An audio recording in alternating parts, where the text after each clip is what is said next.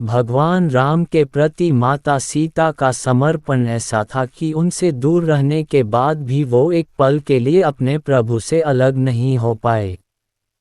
चाहे रावण की कैद में रहना हो या वनवास का समय, माँ सीता के मन मंदिर में सदैव राघव की मूर्ति विराजमान थी।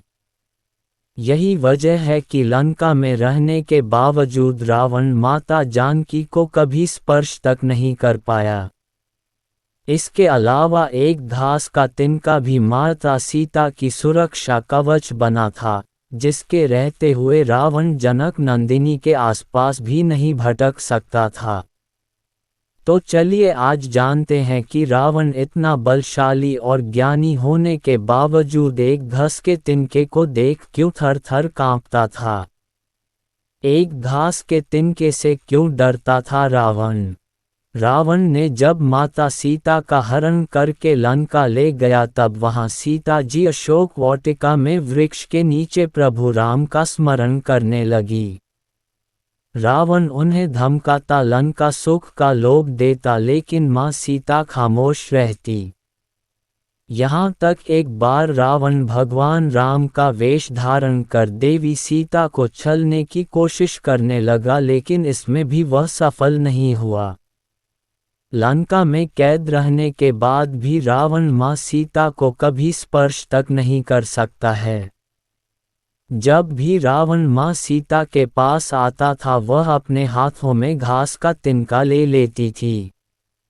इसे देखकर रावण डर कर उनसे दूर हो जाता था। दरअसल इसके पीछे रावण को मिला श्राप था।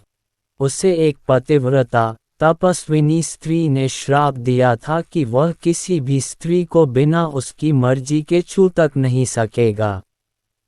पौराणिक कथा के अनुसार एक बार रावण ने एक सुंदर तपस्विनी का स्त्रीत्व भंग कर दिया, तब उन्होंने श्राप दिया कि वह आज के बाद बिना किसी स्त्री के इजाजत के उसे स्पर्श तक नहीं कर पाएगा और अगर पास जाने की कोशिश की तो वह भस्म हो जाएगा।